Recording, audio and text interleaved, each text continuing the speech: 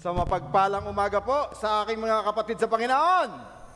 At lalo na po doon sa ating mga online worshiper na maaring hindi nakarating sa umagang ito dahil sa ating pabago-bagong panahon ngayon dahil nag-uumpisa na ang tag-ulan at medyo malamig na. Nararamdaman po natin ang aliwalas ng panahon. Amen?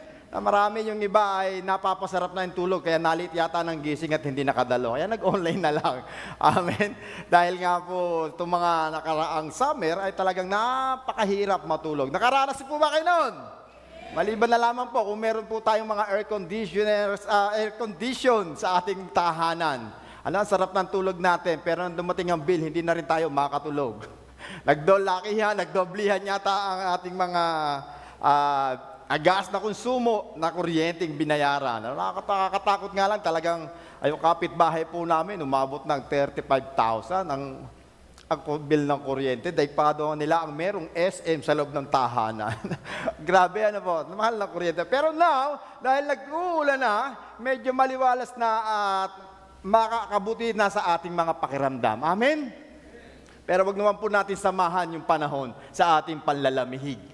Dapat lalo tayong maging mainit at lalo tayong magsumigasig sa paglilingkod at higit sa lahat yung maging buhay po natin ang laging sumamba, magpuri at magpasalamat sa ating Diyos. Dahil sa panahon po ngayon, katulad po ng awitin pa lamang hanggang sa testimony ni Ate, ano pangalan mo? Lalita?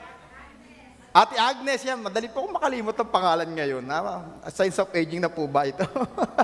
Si Ate Agnes, mostly talaga tayong lahat ay hindi exempted sa challenges ng ating nga pong nararamdaman at nararanasan sa ating buhay. Dahil bilang isang Kristiyano, ay tayong lahat ay prone sa ganitong sitwasyon at tayo po ay hindi rin naiiba sa nararamdaman at nararanasan ng ating mga kapitbahay at ng mga taong kakilala natin. Lahat tayo nakararanas po niyan. Iba-iba nga lang po tayo ng way at paraan kung paano natin susolusyonan at haharapin ang mga sitwasyon na ating pinagdaraanan sa buhay. Dahil maaring nagdidesisyon tayo according sa ating wisdom, ating knowledge, at sometimes naman, umaayon na lang tayo sa takbo ng mundo at sometimes naman ay mas pinipili nating manatili sa presensya ng ating Diyos na buhay. Amen? Kaya mapalad yung mga taong patuloy na nagtitiwala, patuloy na nananampalataya at patuloy na naglilingkod sa kabila ng pagsubok na ating nararanasan. At salamat sa Panginoon dahil nga po ngayong buwan ay ating ginugunita ang buwan ng parang hindi alamin. Iyata malaya ang mga Kristiyano. Di ba? Independence Day. 2,000 taon na nakalipas, tayo pinalaya na rin ng ating Panginoon. Last Sunday, wala din po ako rito. At ako nag-online din po. Doon nga ay ating napag-aralan at ating napakinggan ang pagiging isang malaya. Isang malaya sa maraming bagay na ating nararanasan, mga pinagdaraanan at maging malaya sa sakit at karamdaman at higit sa lahat sa kasalanan na ating nga pong naring namana o ginawa sa ating mga buhay. Ganoon tayo kamahal ng ating Diyos, kaya tayong lahat ay pinalaya na. Amen? At nakatutuwa bilang isang Kristiyano na nararamdaman natin at nararanasan ang kalayaang ito. Ang nakalulungkot lang po, sometimes, ay yung pag naranasan mo at ibinigay sa iyong kalayaan dahil wala ka ng option. You get my point? Yung wala ka na talagang masasalingan, wala ka nang magagawa kundi maging malaya na lang.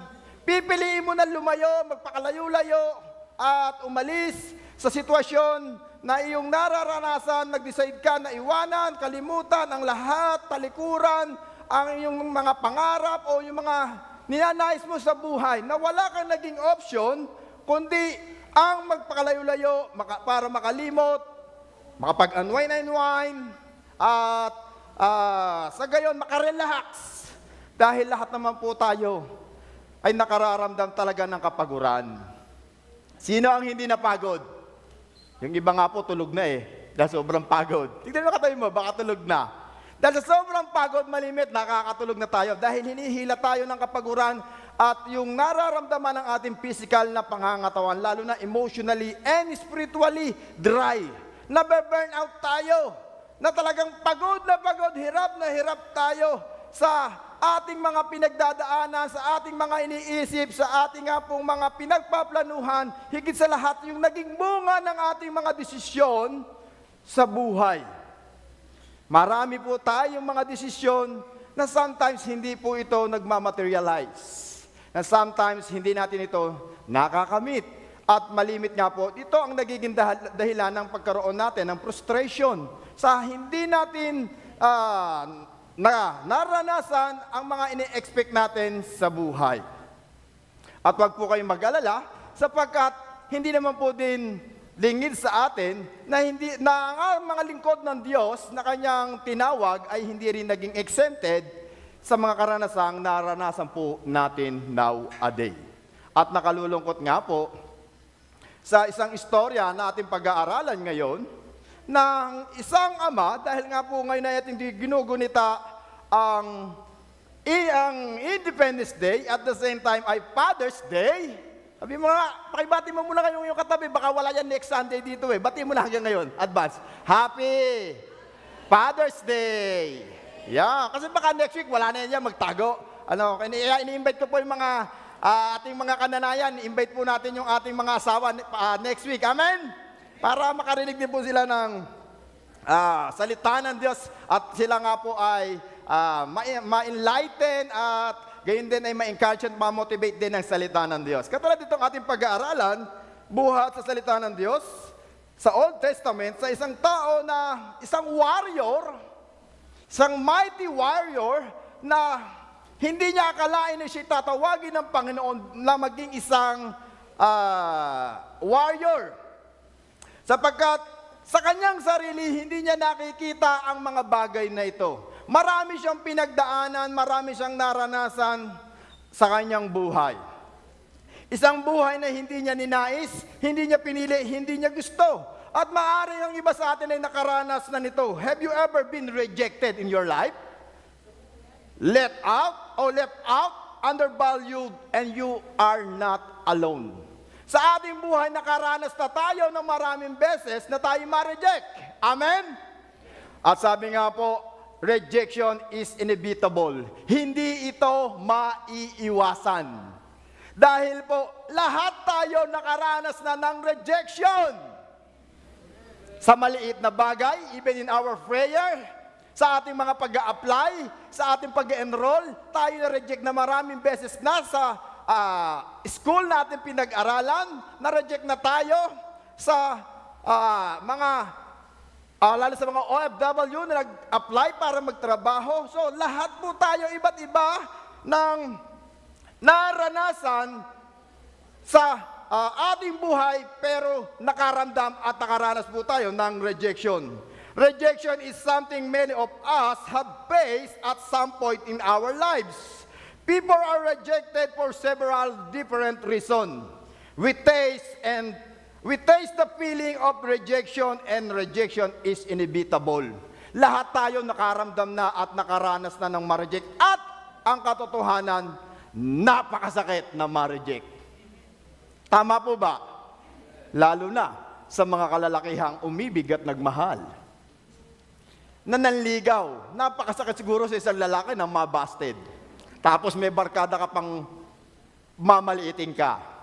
Di po ba?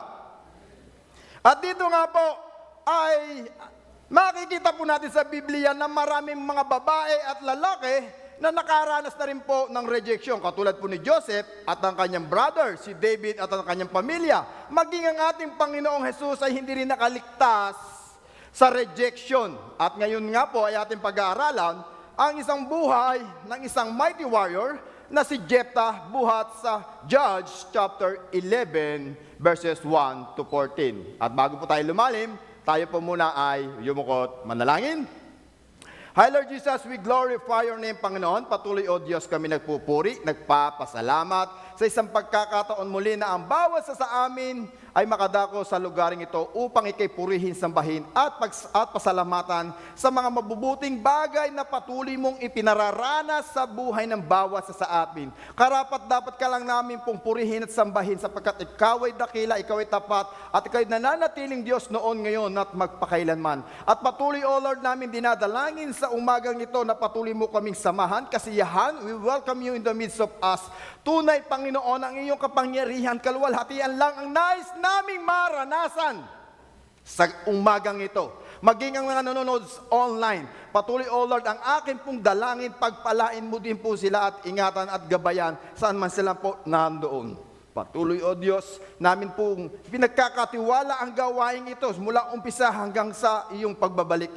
Panginoon, gamitin mo lamang po ako bilang iyong lingkod at tungtungan ng iyong mga paa upang ikaw po ang patuloy na makita at maitaas sa umagang ito. Pagpalain mo ang mga salitang ito upang maging pagpapala sa lahat ng naaabot at nakaririnig ng mensaheng aming pag-aaralan. Kaya, O Lord, sa po namin ibinabalik ang lahat ng ito. Let your will, in your way, in your wisdom will be done in this morning. It's to be prayed. Amen and amen. Yung pong palakpak para sa Panginoon. Lagi po sinasabi ni Kuya Andrew, yung palakpak po para sa Panginoon. Huwag po tayo magsawang pumalakpak sa Panginoon. Amen?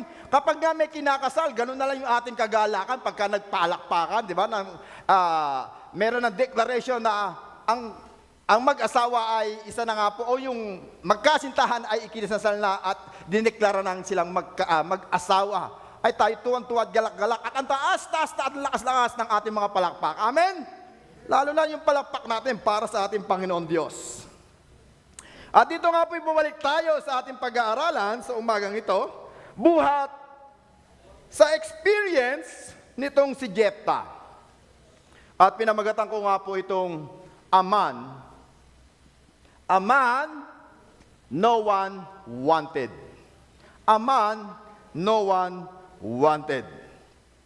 Dahil sa buhay ni Jephthah, ay kung ating nga po itong nanamnamin at ating pag-aaralan, napakasakit at napakahirap na maranasan ang kanyang naranasan sa buhay. At bibihira lang ito malimit, pinangangaral sa mga gawaing tulad po nito. At ngayon po, nais po nating makita at maranasan din ang mga bagay na naranasan din po o mairelate natin ang ating buhay sa naranasan po nitong si Jephthah. Dahil sa pagiging makadiyos nitong si Jephthah ay nagkaroon ng breakthrough ang kanya nga pong pinagdaanan sa buhay. At before that, ito muna po ang ating pag-aaralan sa umagang ito. At ano nga po ba ang yung credential nitong si Jephthah? At ito yung ating pong mababasa sa Judges chapter 11 verse 1. At ito po ang ating mababasa. Si Jephthah na taga Gilead, o Gilhad in English, ay isang matapang na mandirigma. Si Gilead ay ang ama at ina niya ay isang babaeng nagbebenta ng pandaliang aliw. Dito pa lang po, ay makikita na po natin kung last time na aking pinangaral about sa Mother's Day, ay ating pinag-aralan si Hannah. Na si Hannah ay binigyan kaagad ng pangit na ilustrasyon at katangian na meron siya. Siya isang babaeng baog. Pero different naman po ito sa buhay ni Jephthah. Sa umpisa pa lamang, ay napakaganda na ng kanyang credential. Ano po ba itong credential? Credential is a qualification, achievement, personal quality, or aspect of a person's background typically when used to indicate that they are suitable for something. Sapagkat ang sabi po sa English, si Jephthah is a man of valor. The phrase mighty man means Jephthah was marked by great bravery. Ang lalaking ito'y matapang. Yung po bang ating mga kalalakihan ay matapang? Yung matapang, hindi atakbo. Asigaw, asawa, uwi, atulin. Siyempre, pagka ang asawa na ang nagsalita. Sabi ko nga malimit sa pinsan ko, ay bibihira na ako pinagpapawisan sa ngayon. Pinagpapawisan lang ako pagka nagalit na yung misis ko. Nandoon ang aking takot. Ano? Sabi nga po dito, sa mighty man or a warrior of great bravery. And the word valor refer to strength, ability, and efficiency. Napakaganda na po ng kanya nga pong record. Napakaganda ng kanya nga pong personal data. Na maaaring kung ito'y mag-a-apply sa isang trabaho, ito ang malimit hinahanap ng mga headhunter, yung mga job seeker. Dahil napakaganda na ng kanyang background. Amen? Dahil malimit po sa ating mga kalalakihan, lalo na kung tayo yung mga graduate, at tayo nag-apply sa ibang bansa, lagi niya sinasala ang pinaka-best of the best. Ganon interview at mag-screen yung mga interviewer na nag-i-interview at sinasalang maigay yung mga aplikante. At kung atin pong pag-aaralan ang book ng Judge chapter 11, napakaganda po ng mga katangiang makikita maliban po dito sa personal na katangian po ni Jephthah. At ang iba pong katangian ay, he was the kind of man who refused to back down. Hindi siya madaling manlumo, manghina. He was the kind of man who did not need to be done in every situation to face it. He was the kind of man you would like to have on your side in the battle. He was the kind of man others would look to for the leadership. He was the strong, able, and efficient man. Sa madali pong sabi, napakagandang soldier ito na katangian ng isa nga pong sundalo at mandirigma. Tingnan mo nga yung katabi mo. Do you see a soldier, a warrior inside of her or him? Tingnan mo nga po. Siya ba ay isang magiting na mandirigma at sundalo ng Diyos? Sabi na 2 Timothy chapter 2 verse 3, we are the good soldier of Christ. Amen? Na mayroon tayong katangian na maaring hindi pa ito nakikita at hindi pa lumalabas. But nakikita po ng Diyos ang potensyal na nasa ating buhay. Sometimes hindi po natin makita ang mga potensyal na ito. Mas mabuti pa ang ibang tao nakakakita ng mga katangian na mayroon ka. Katulad itong si Jephthah na napakaganda ng kanya nga pong credential at record at ang kanyang personal data. Subalit, sa kabila ng kanyang mga magagandang katangian na meron siya, meron po siyang painful experience. Ano po itong painful experience niya? A painful rejection. Natin din pong mababasa sa verses 2 to 3. At ganito po ang nasusulat. May iba pang anak si Gilead sa kanyang tunay na asawa. At nang lumaki ang mga ito, ay pinalaya si Jephthah. Sinabi nila, wala kang mamanahin mula sa aming ama, sapagkat ikaw ay anak sa labas. Oh, napakasakit dito. Alam mo, sakit niya siguro itong maranasan ni Jephthah. At ang sabi pa niya po rito sa verse 3, at sinabi nila, wala kang mamanahin mula sa amin, ama, sapagkat ikay anak sa labas. Kaya't umalis si Jephthah at nanirahan sa Tod. Doon ay nagbuo siya ng mga pangkat na mga taong itinakwil din ng lipunan at sama-sama sila sa pandarambong. Ito ang isang experience ni Jephthah na naranasan niya buhat sa kanyang pamilya, sa society, at sa lahat ng tao na nakakakilala sa kanya. Jephthah's fathers died in Gilead, and he is not the legitimate children ng kanyang ina o tagapagmana ng mamanahin nitong si Gilead. Si Gilead yung kanyang ama. At siya'y itinatakwil ng kanyang mga kapatid. Mga kakapatid, mga anak, do you experience this? Na sometimes pakiramdam mo, hindi ka tunay na anak ng iyong mga magulang. Nakaramdam po ba nito tayo, mga anak?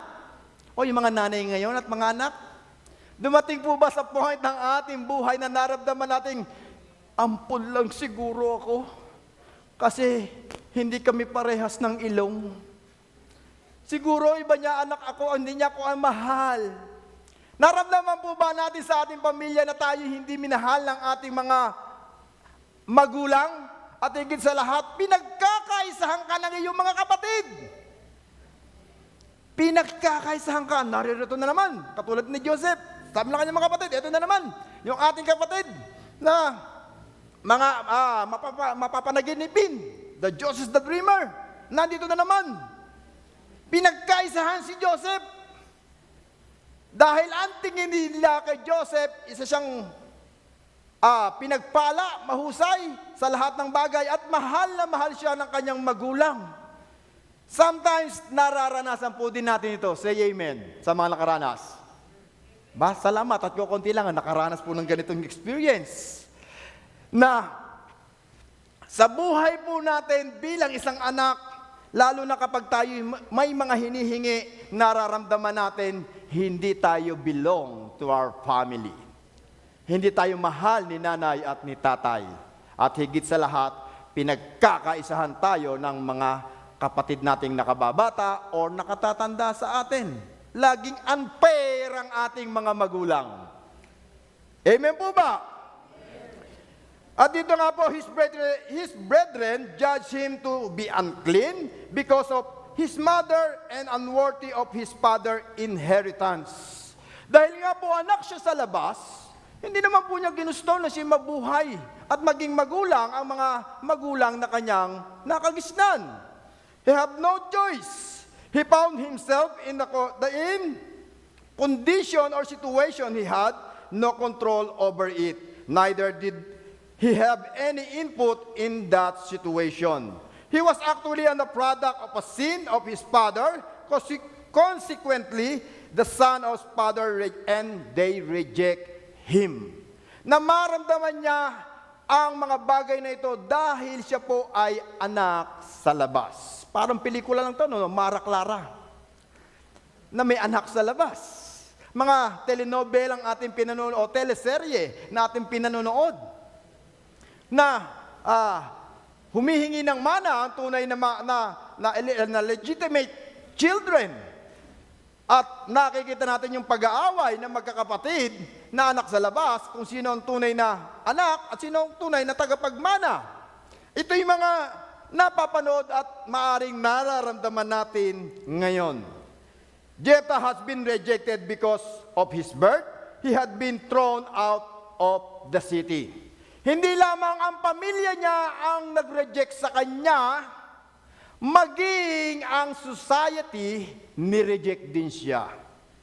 Nakaramdam siya ng hindi pagtanggap sa pamilya, maging sa kanyang nasasakupang lugar o kinalalagyan. Then Jephthah fled from his brother and lived in that land on Tob, where a gang of scoundrels gathered around him and followed him. Sometimes, sa buhay po natin, kapag nakaramdam po tayo ng rejection, discouragement and disappointment sa ating magulang, sa ating pamilya, maging sa society na ating kinalalagyan, malimit lumalayo tayo. We have no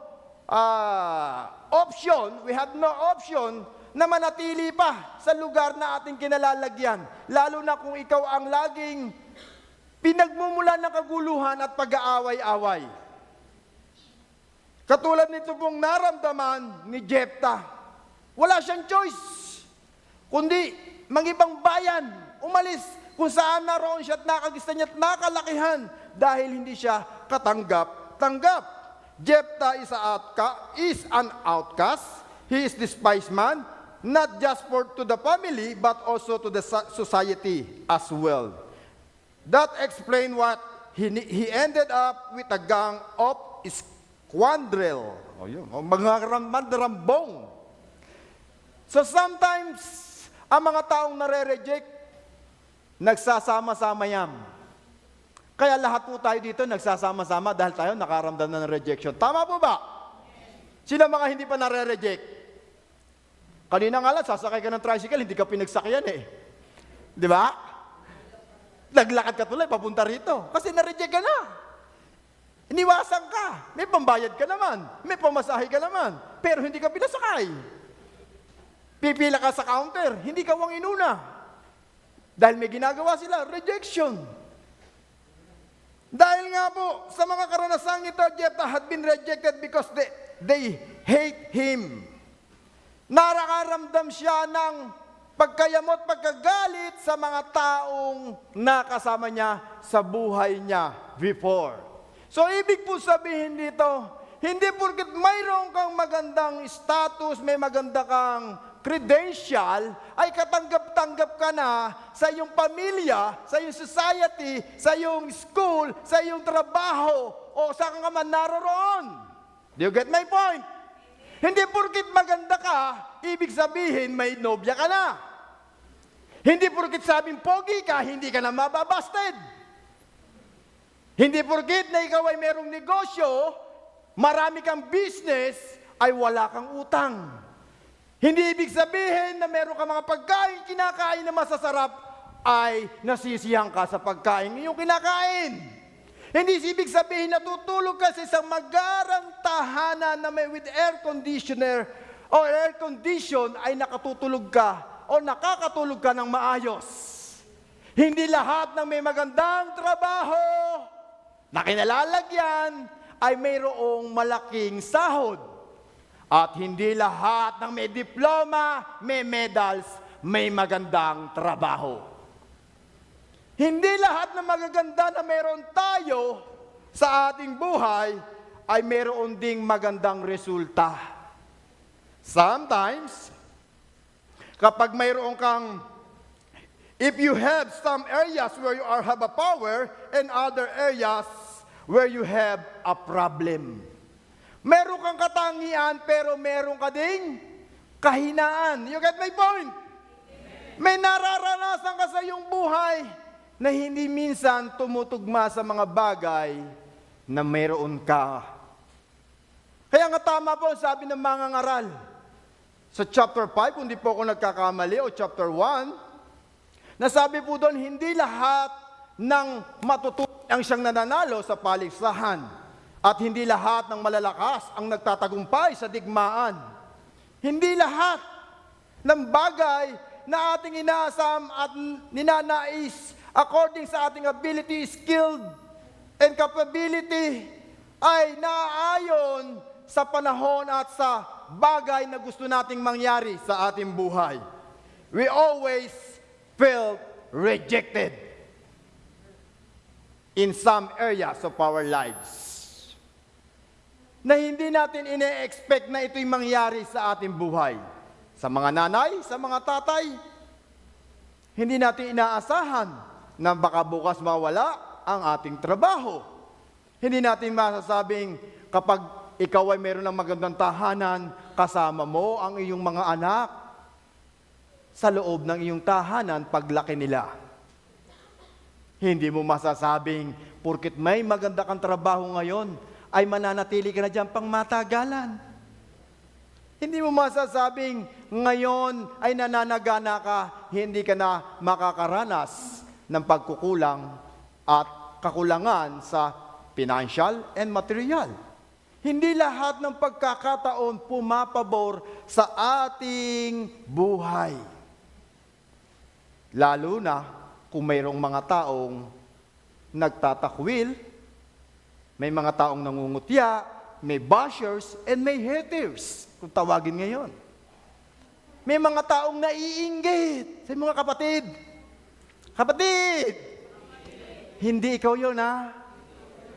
Sabihin mo naman, kapatid! Lalong hindi naman ako yun. Amen? Dahil sometimes, katulad po nito si Jephthah, napakasakit ang kanyang naranasan.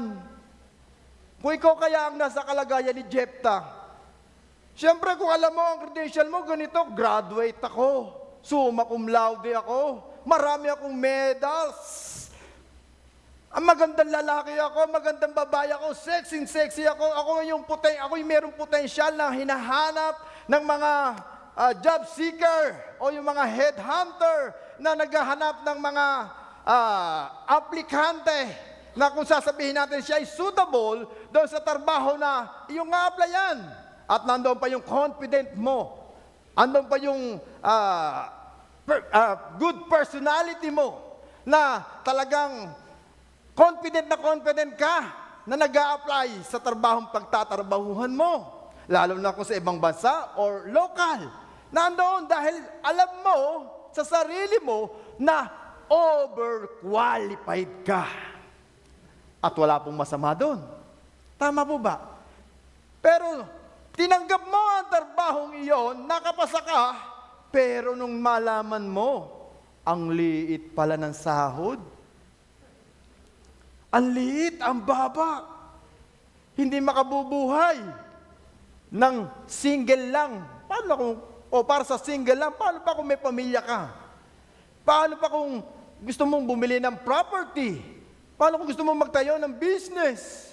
Sasabihin mo ngayon sa sarili mo, aba, nagpakahirap ako, nag-aral ako, nagpakasubsub ako sa pag-aaral, tapos ito lang yung sahod ko, kakarampot. You get my point? Naintindihan niyo po ba ako? Na hindi porkit nasa iyo na ang lahat, sa tingin mo, ay aayon sa iyo ang pagkakataon. Si Jephthah, napakaganda ng kanyang credential o ang kanyang record, ang kanyang personal data. Nasa kanya na ang lahat. At ang nakakita ko po dito, sa kanyang naranasan, hindi porkit ang ating mga anak o ang ibang tao ay lumayo sa church na ito, dahil na-feel nila na sila ay na-reject, ay masamang tao na. Nuulit ko, hindi lahat ng umalis, lumayo, sa loob ng tahanan, sa society, at sa church na ito, ay tinatawag na nating masamang tao. Katulad ni Jephthah, sino po ang mga kasama niya? Mga mandarambong, mga magnanakaw, in another words, NPA, tulisan, mga nireject ng lipunan, mga itinakwil ng kanilang mga mahal sa buhay. Sometimes, nakalulungkot. At ito ang isang katunayan at katotohanan kung bakit minsan may mga anak na lumalayo sa kanilang mga magulang, may mga ka-churchmate tayong umalis sa church, silang may mga problema at minsan binibigyan pa po natin ng identity. Na ano po sabi po natin? Meron silang Absalom spirit. Ayan, mga pasaway yan. Yan, matitigas ang ulo niyan. Pero hindi po natin, o hindi lingid sa atin, yung kanilang mga pinagdaraanan at naranasan sa buhay, kung bakit gumawa sila ng mga ganung bagay. Dahil po si Jephthah, wala siyang choice, kundi lumayo. Kung last week pinag-aralan po natin, itinuro sa atin ni Kuya Andrew, ang kalayaan ay pinagkaloob ng Diyos. Pero nowadays, iba naman po ito. Isang kalayaan na hindi niya ginusto, kundi umayon sa takbo ng sitwasyon. Siya'y nagpakalayo-layo at na maaring nagpakasama sa tingin ng karamihan sa atin. Dahil ang katotohanan, kapag po tayo ay nakaramdam ng rejection, talagang malimit ang nagiging unang ginagawa po natin and choice ay maging pasaway. Tama ba mga anak? Nagiging pasaway. Pasakit sa magulang. Matigas ang ulo. Pero wala lahat niyan sa loob ng church na ito. Amen? Mababait ang mga bata dito. Aba, salamat sa nag-amen. Parang hindi convince ang mga magulang. Wala yatang nag-amen. Hindi po ba mababait ang ating mga anak? Yun. Amen. Nakalulungkot po. Pero nakita ko po dito, hindi porket ang mga taong ito'y lumayo sa presensya ng Panginoon, sa kanilang magulang, sa kanilang society, ay mayroon ng pangit na kinabukasan. Naintindihan niyo po ba ako? Hindi lahat. Dahil alam natin, pagka ang tao, ito, post ng post, puro mga ampapangit, ang mga pinopost, puro mga complain, ang mga pinopost, puro kalokohan.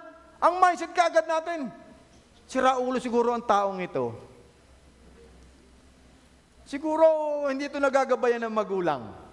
Ganun agad tayo humatol. Tama po ba? Pero tingnan niyo po ang kalalagayan ni Jephthah. Dahil sa pakikisama niya, sa kapwa niya rejected na tao, mga tao, lumabas yung potensyal na nasa loob niya. At yan po malimit ang katotohanan. Ang potensyal, ang gift na nasa atin, malimit. Yung pong sa labas ang nakaka-discover. Wala sa loob ng church. Dito, we encourage, we motivate you, pero malimit yung potensyal na de-develop sa labas ng church. Are you with me? Naniniwala po ba kayo doon? O confused kayo? Katulad po nito si Jephthah sa ating pong nakita. Hindi niya alam na mayroon siyang ganung kakayanan. Pero dahil sa pakikisama niya sa masasama, sa mga magdanakaw, kung paano mamuno, kung paano maging leader, and God sees him. From rejected, become a ruler. Dati, siya po isang taong itinapo na, itinakwil, inalis na sa society. Ngayon, tinatawag siyang maging leader. Sino ang hindi nakarana o sino ang mga tao talagang lumakad sa kalooban ng Diyos na hindi nakaranas ng mga makamundong bagay? Taas nga po ang kamay. Ayan. Wala, di po ba? Lahat tayo nakaranas, nakaramdam ng mga makamundong bagay. Nadala, na-influence. Pero dahil sa kabutihan ng Diyos, God gave us a second chance, katulad ng kay Jephthah, from rejected, become a ruler. Sapagkat ating pong babasahin, dito po sa talatang ating babasahin, na kung saan si Jephthah o yung kanyang mga kababayan ay sinasalakay na ng Amonita. Dito po sa verses 4 to 9, na walang magawa ang kanyang mga pamilya, ang kanyang society, ang buong lugar na kung saan o ang buong Gilead na kanyang kinalakihan. Natatakot sila, nangangamba sila na baka sila salakayin ng Amonita. Wala silang choice. Nang dumating ang tamang panahon, sila mismo ang naghanap at nagluklok kay Jephthah. Kaya nang nilapitan siya, sabi niya po dito sa verse 4, pagkalipas ng ilang panahon, niliusob ng mga Amonita ang Israel. Dahil dito si Jephthah ay pinasundo mula sa lupain ng Tob ng mga pinuno ng Gilead. Sinabi na nila, ikaw ang manguna sa amin sa pakikipaglaban sa mga Amonita. Sumagot si Jephthah, hindi ba't nasusuklam kayo sa akin, kaya ninyo ako pinalis sa Gilead? Bakit lalapitan ninyo ako ngayon? Nahaharap kayo sa panganib. Noong una, nire-reject siya. Inaayawan siya. Kinaiinisan siya. Nagagalit ang karamihan sa kanya. Ngayon, sikat na siya. Namumuno siya. Masasabi na nating tagumpay siya ngayon dahil naging leader ng mga magnanakaw, mandarambong. Hindi ko naman po ito ine-emphasize at pinagmamalaki kung ano yung mga na-achieve niya sa kanyang buhay, ngayon, lalapit at kilala ka na nila. Do you experience this? O may kilala kayong mga taong ganito? Dati minamaliit ka. Dati nire-reject ka. Ngayon nagtagumpay ka na. Marami ka ng property. Marami ka ng business. Matalino ka na. At ngayon, sikat ka na. Influencer ka na. Vlogger ka na. Leader ka na. At ngayon, may lalapit sa iyo. Ano ang gagawin mo? Ano ang sasagot mo? Sasabihin mo kaya, no! Nung wala pa ako nilalait niyo ako no? Katulad sa Facebook na nadinig. Yung kapitbahay daw niya, nangihingi lang ng dahon ng malunggay. Ang sabi niya, nasaan kayo nung usang nag-umpisa ako? Di ba nilalait-lait niyo ako? Malunggay lang ng dahon ang hinihingi. Ang dami ng pangungutya na naranasan. Kasi ang katotohanan, totoo po yung naranasan niya. Dahil kapag ikaw o tayo ay hindi nila nakakitaan ng magandang bagay, ang tingin sa iyo, ang liit. Say amen sa nakaranas. Amen. Ang tingin sa iyo, walang kwenta. Sorry for the word. Ang tingin sa iyo, hindi ka mahalaga. You are not belong. Hindi ka gifted, hindi ka talented. Kanta ka ng kanta sa church, sintunado ka naman, sayaw ka ng sayaw, hindi ka naman makakending. Wala kang gift. Nagtatrabaho ka, tulog-tulog lang. Pero nang sumikat na siya, sikat na siya, nandiyan na ang magulang mo. Nung ikinag-a-apply pa lamang papuntang abroad, hindi ka masuportahan, hindi ka mabigyan ng pamasahe, hindi ka nila pinapansin. Ngayong nakauwi ka na galing abroad, nakauwi ka na pala. Baka may sabong ka naman dyan. May lotion ka naman dyan. Dadating ka sa bahay, paghahainan ka ng nanay, yung pinakamasarap, pinakamataba, at yung paborito mong pagkain, ang hihahain sa iyo ng nanay mo, ng kapatid mo, with kasama pang pamaypay, kung may air condition, pagbubuksan, lahat ng magandang bagay ibibigay sa iyo, i-offer sa iyo. Say amen sa nakaranas. Amen. Special ka ngayon. Bakit? Dahil mayroon ka na ngayon. Dahil pinagpala ka na ngayon. Dati nire-reject ka lang. Hindi ka pinapansin. Manghingi ka ng pamasahe, sinusumbat-sumbatan ka Ngayon, mangungutang ka ngayon sa akin. Manghihiram ka ngayon sa akin. Lalapitan ka niya. Ang bango-bango mo. Dahil marami ka nang na-achieve. Marami ka nang kayang gawin. Dahil yung potensyal na nasa iyo, before, hindi nila nakikita. Yung kahalagahan mo, hindi nila pinapansin.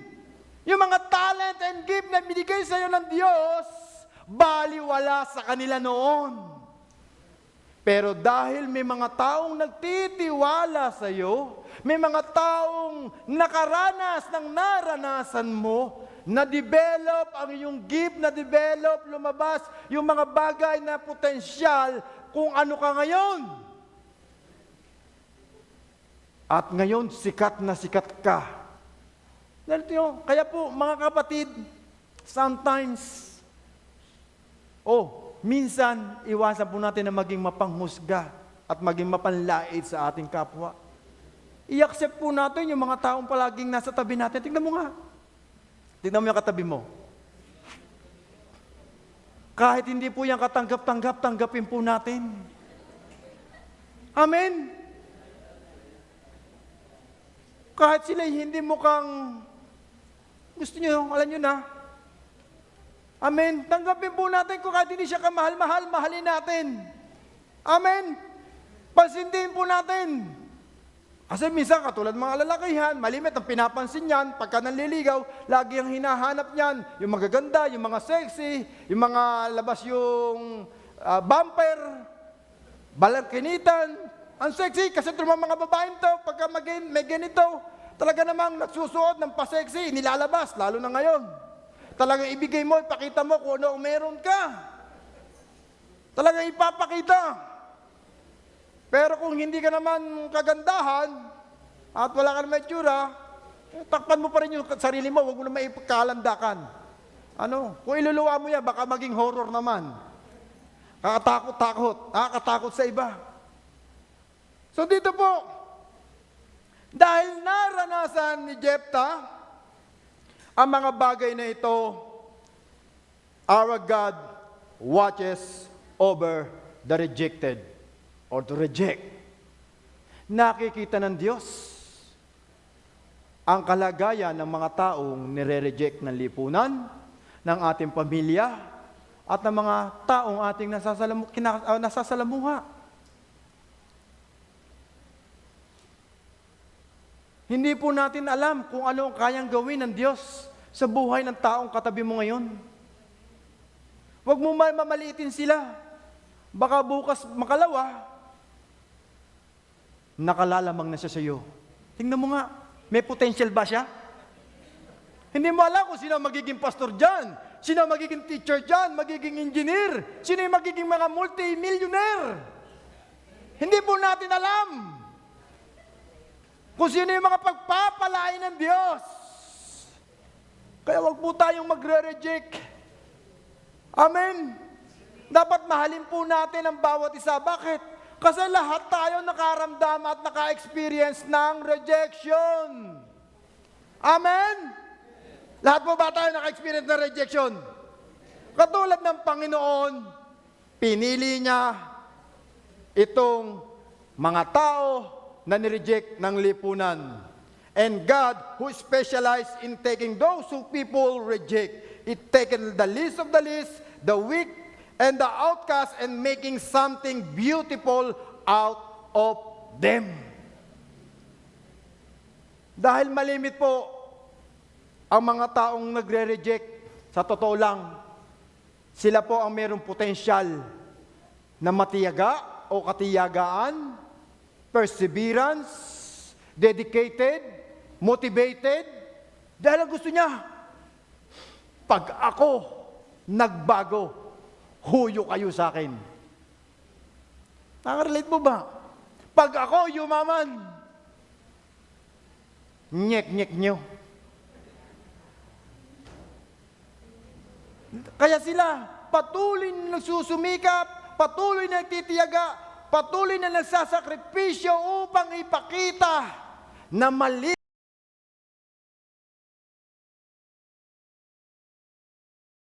katao.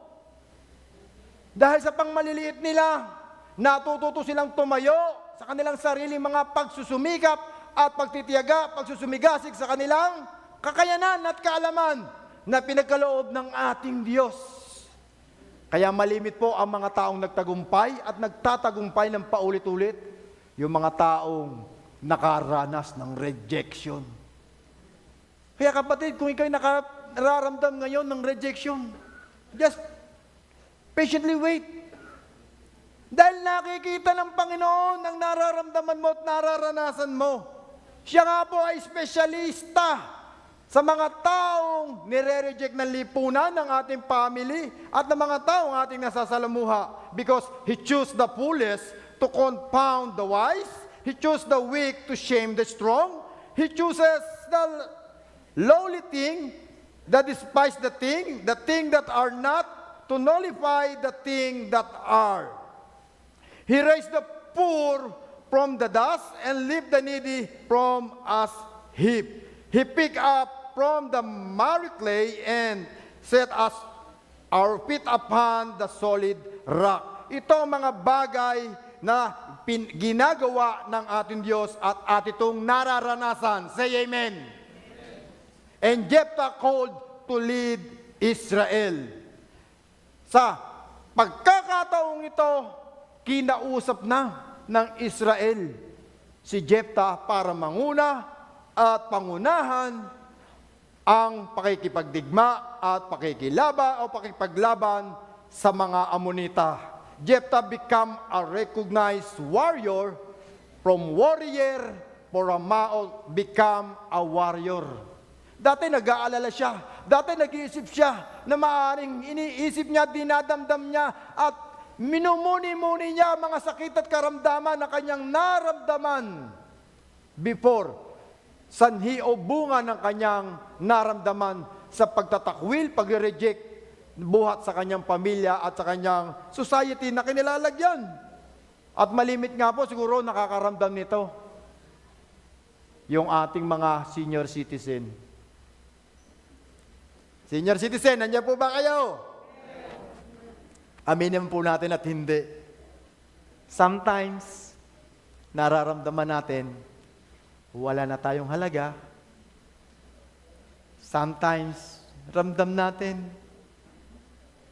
hindi na tayo kapaki-pakinabang. Lalo na kung ulyanin na tayo. Lalo na kung may sakit at karamdaman na tayo. Lalo na kung wala na tayong pera at hanap buhay.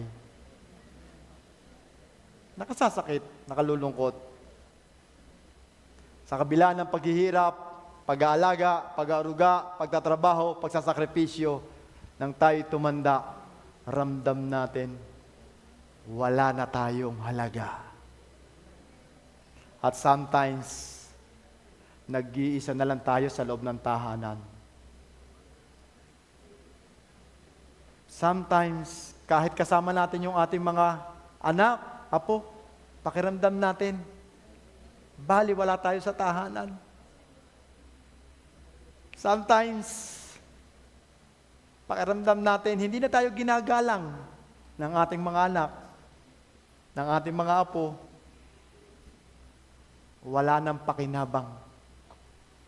Pero hindi yan sa loob ng church na ito. Amen?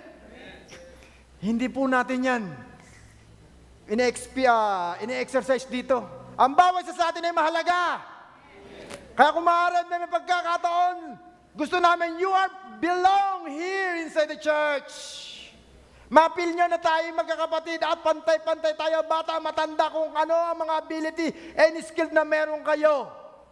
Ano man talent ang meron kayo, pinahalagahan namin yan. Amen?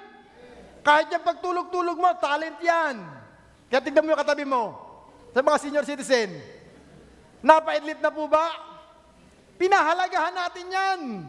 Yung paidlip-idlip na talent na yan. Dahil bakit? At least kahit pa paano, they keep going to the church. Hindi nga lang minsan kayanin ng katawan ang panghihin at panlulupaypay dahil sa kapaguran at katandaan, napapaidlip. Amen? Kaya nga po dito, kung dati siya po ay rejected, they recognize them as a warrior. Ang warrior, naging warrior. Naging sikat na siya at nakipagdigma, nakipaglaban sa mga Amonita. At dahil nga po sa isang kondisyon, ganun na lamang ang kanyang eagerness, na ganun na lang ang kanyang pagsusumigasig at pagsusumikap na makonquer, talunin ang mga Amonita dahil sa isang kondisyon. Ano po ang kondisyon na ito? Sa verse 9. Ito po ang kondisyon. O sa verse 8 na ating babasahin. Ngunit sinabi nila, ikaw ang lapitan namin ngayon sapagkat gusto naming makasama ka sa pakikipaglaban sa mga Amonita. Gusto rin namin ikaw ang mamuno sa Gilead. Sinabi ni Jephthah, kapag isinama ninyo ako sa pakikipaglaban sa kanila at niloob ni Yahweh na ako'y magtagumpay, ako ay kikilalanin ninyong pinuno. Ito ang kanyang request. Ito ang kanyang ninanais. Na kung dati siya ay rejected, ngayon gusto niya makilala siya. Na dati ay siya minamalit, gusto niya maitaas siya, maipagmalaki siya.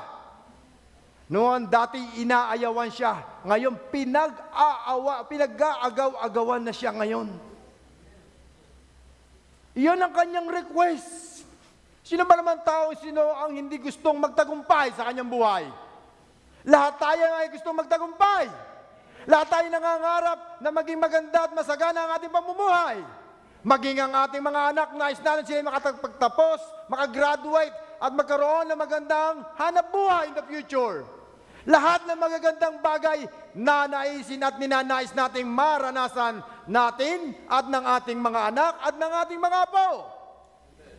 Lahat ng mabubuting bagay, pinapangarap natin, ipinapanalangin natin at nais natin itong maganap for their future. At gayon din ang nais ni Jephthah. Kaya ganoon na lang ang kanyang pagsusumigasig, pag nanais na matalo ang Amonita. Kaya lang, mayroon siyang nagawang bagay na maaring hindi magustuhan ng mga anak. Ano po ito? Jephthah foolishly vowed to God to sacrifice whatever came out of his house if God gave him victory. Sa verse 30. Ang sabi niya po ay ganito,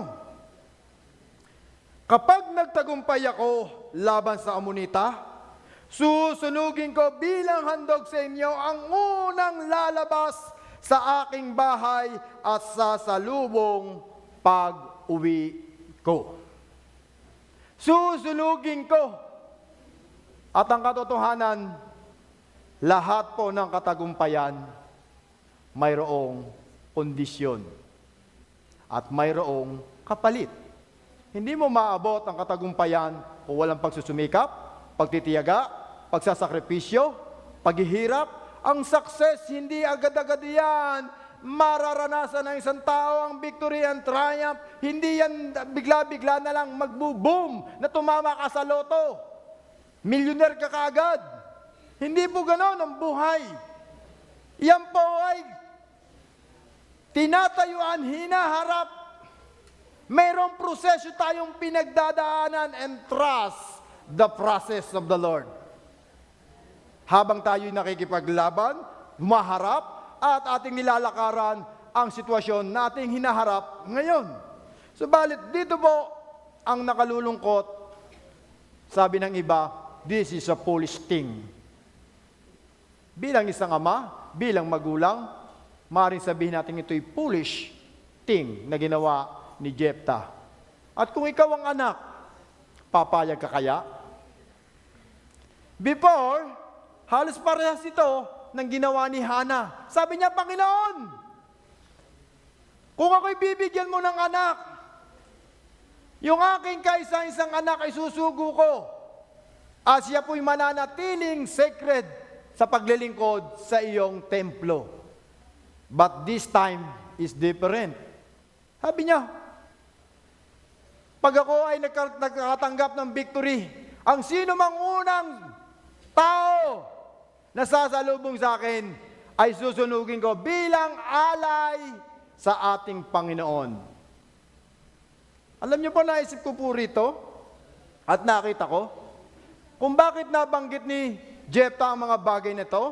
Hindi lang dahil gusto niya ng victory, ng triumph, na maranasan niya ang hinahangad niya at mga pangarap niya sa buhay, dahil maaring hindi pangkaraniwan na ginagawa ito sa kanya before.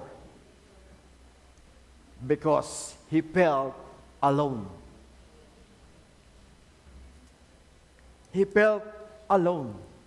Naranasan niyo ba sa buhay niyo na lumayas na at umalis sa inyong tahanan at nanarahang mag-isa? Na walang nag-aalala, walang sumasalubong.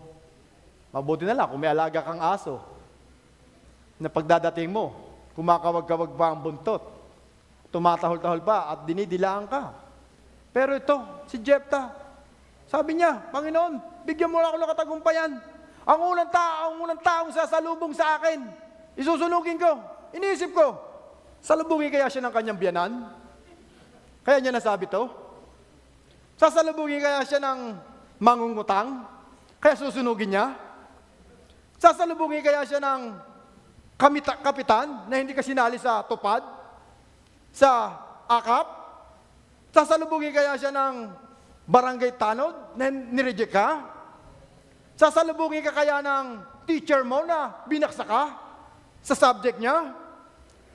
Kaya madaling magsabi si Jephthah kasi hindi pangkaraniwan sa kanya na sinasalubong siya ng tao. Pero alam niya yun. Alam niya po yun. At nakalulungkot lang po dito, ang kaisa-isa niyang anak ang unang sumalubong sa kanya. Mga nanay, mga tatay, na-experience po ba natin ito sa ating mga anak ngayon? Galing trabaho? O umalis ka sa iyong tahanan? Meron bang anak na, Nay, Papa, welcome, with hug and kiss? Meron pa po ba mga nanay, tatay? O pagdating mo, andyan ang nakasalubong sa'yo, likpitin, lutuin, linisin, labahin, silungin, tiklupin. Wala. Bakit po?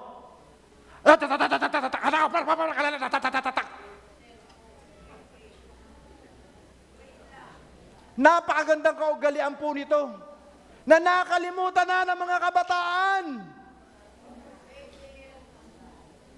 Napakagandang kaugalian at napakasarap bilang magulang na pagod ka sa trabaho, traffic, init, pagod, hirap, na may sasalubong na anak nahahalik sa'yo, magbe-bless sa'yo, kakamustahin ka. Napakasarap. Pagka ganito ang anak mo, baka hindi ka pa umuwi. Sabi mo, magtatrabaho pa uli ako. Hindi ka pa nakakapaghubad ng tsinelas at sapatos. Pero kung ang dadatnan mo, nakataas ang paa, nanonood ng TV, parang wala lang. Sabi mo, excuse me, dadaan lang ako ha. Ikaw pa mag-a-adjust para sa kanila. Mga anak, it is a reminder to all of us. Pahalagahan niyo po yung inyong magulang. Sa ngayon, binabaliwala niyo sila. Pag sila'y nawala o pag kami nawala, hindi niyo na mararanasan ang nararanasan niyo ngayon. Kayo na ang magsasumikap, magkukumahog, na magtrabaho, magpakahirap, maghanap buhay. Napakahirap. Kaya si Jephthah, hindi na po ako nagtataka kung bakit niya nasabi to. Dahil tingin ko, ramdam ko bilang isang magulang, punong-puno ng sakit ang puso't damdamin niya. Kaya siguro sinusumpa niya ang taong sasalubong sa kanya. Salubungin lang ako. Yung nanay ko, yung kapatid ko, susunugin ko yan. Sasama ko pa yung biyanan ko. Saman-sama ang loob ni Jephthah. Kung bakit niya nasabi ito. Dahil nireject siya. Pinagtabo yan. Pinagkaisahan. Inalisan ng karapatan. Lahat ng magagandang bagay inalis sa kanya. Lahat ng pabor. Kaya sabi niya, Lord, pagtagumpahin mo lang ako. Pamumuka ako sa kanilang lahat nito. Susunugin ko sila. In short, papatayin ko sila. Sorry for the word. Iaalay ko sila sa iyo. Sama-sama ang loob. Kaya mga anak, Father's Day, Mother's Day, dumaan. Inaalala po ba natin ang ating mga magulang? Kinakamusta po ba natin sila? Andiyan po ba mga kabataan? Hello? Napakasakit kung malalaman mo na ikaw ay sasacrifice ng magulang mo. Alam niyo po ba kung ano ang nangyayari ito nowadays? Maraming pamilya ngayon ang nasisira dahil ramdam niya that they are not belong to their family. They felt the same feeling na naramdaman ni Jephthah. Kaya maraming pamilya ang sira. Dahil may mga anak. Hindi ko sinisisi mga anak. Pero dahil nowadays, gawa ng mga gadget, nawawala na ang pahalaga nila sa kanilang mga magulang at kanilang mga anak. O kanilang mga ina at mga lola. Na wala ang pagmamahal, paggalang, respeto. Dahil sa sobra nilang kaalaman, karunungan, na nalaman na higit pa sa kanilang mga magulang. Dahil nakapagtapos ng pag-aaral. Dahil may mga medals, may mga degree, may mga license. Baliwala na ang mga magulang. Katulad nga po ng isang istorya, at dito po ako magtatapos, sa istorya ng aking nga pong nabasa na matagal ng panahon, na mayroong isang ama at isang anak na nagmahal, nag-aruga, nagsakripisyo para sa kanyang anak, at dumating ang time ng kanyang retirement at siya naging senior citizen na. Siya ay nanatili na tumira, magkasama sila sa kanilang tahanan. At gayon na rin po ang pagmamahal ng kanyang mga anak o ng kanyang anak sa magulang na ito. At sa sobrang katuwaan, kasiyahan ng kanilang pagmamahalan, niyakag niya ang kanyang magulang sa isang mamahaling restaurant. At dahil nga po sa sobrang katandaan na hirap nang makalakad, hirap nang kumain, nangingimay na ang mga braso, ang kamay, hindi na makasubo. In short, para na siyang bedridden. Nagtutulo ang laway, walang maayos. Pero dahil mahal na mahal ng batang ito ang kanyang magulang, at hindi niya kinahihiya ang kanyang magulang, dahil ramdam niya at alam niya ang sakripisyo at paghihirap ng kanyang magulang, kung bakit niya naranasan ang mga bagay ang naranasan niya ngayon dahil sa kanyang magulang. Binabalik tanaw niya ang pasasalamat at pagmamahal na ipinaramdam sa kanya ng kanyang mga magulang nowadays. Kaya inanyayahan niya ito o inimbitahan na kumain sa labas. Isang mamahaling restaurant na kung saan marami ding matatanda ang kumakain. At pagpasok pa lang nila sa hapagkainan, kitang-kita na sila ang naging center of attraction ng mga taong naroon o mga senior citizen. At kitang-kita nila kung paano inaalalayan ng lalaking ito o ng batang ito ang kanyang ama. At dahil sa sobrang tanda ng kanyang magulang, hindi na ito makuwang kumain at uminom ng tubig, kaya sinusubuan siya ng kanyang anak. At one time, sa kanya nga pong kagustuhan na maranasan na siya hindi ulyanin at hindi siya pahirap, siya kumuha ng isang basong tubig upang inumin. Ngunit dahil sa kanyang katandaan, ito'y kanyang nabitawan at bumaksak ang baso sa lapag o sa sahig. At nagdulot ito ng malaking iskandalo sa loob ng isang tahimik at payapang restaurant. At ramdam ng batang ito ang sobrang kahihiyan na ginawa ng kanyang magulang. Subalit, nanatili ang batang ito sa kanyang pag-ibig at pagmamahal sa kanyang magulang. Kanyang nilinis, kanyang inayos, at hindi pa sila nakatatapos kumain, sila'y lumabas na at dali-daling may isang lalaking sumigaw. Ang sabi niya ay ganito, "Anak! May naiwan ka!" At ang batang ito'y dali-daling naghanap, chinek, dinouble check ang mga bagay na nasa kanya at dala-dala niya. Ngunit sabi niya, wala po akong naiwan. Nandito lahat ng aking kagamitan, kumpleto aking cellphone, ang aking wallet, maging sa aking ama ay narito. Wala po kaming naiwan. At sumagot ang isang lalaki, "Anak, may naiwan ka. May naiwan kang aral sa aming mga matatanda na may pag-asa pa kami na mayroong mga anak na magmamahal na tulad mo para sa aming mga anak na nagpakahirap o sa aming mga magulang na nagpakahirap para sa aming mga anak.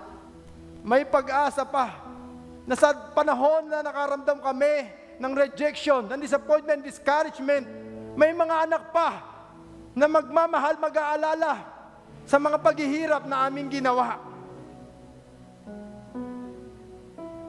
Mayroon kang iniwan na kumirot sa aming puso at hindi kami nawawalan ng pag-asa na balang araw, babalikan kami ng aming mga anak at ipakita at paramdam na kami mahalaga.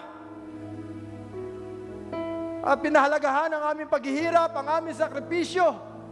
Dahil minsan na naramdaman namin na walang tumanggap, walang nagmahal, walang nagmalasakit, at walang umunawa. Sa panahon na kami nag-iisa, mayroon kang iniwang pag-asa. Pag-asa na aming dadalahin hanggang sa huling hantungan. Gayon din ang nais ng Panginoon Diyos sa ating buhay. That no matter who reject us, there is a God who unconditionally accepts us. There's a great future ahead of us. So be joyful in hope. When you are unfairly treated, rejected, and victimized, it's better to let God vindicate us. There's a great difficulties surround us. So be patient in affliction. At the times of victory, it's important that we acknowledge the source of our victory. There's a great God above us. So be faithful in prayer. Sa buhay po natin,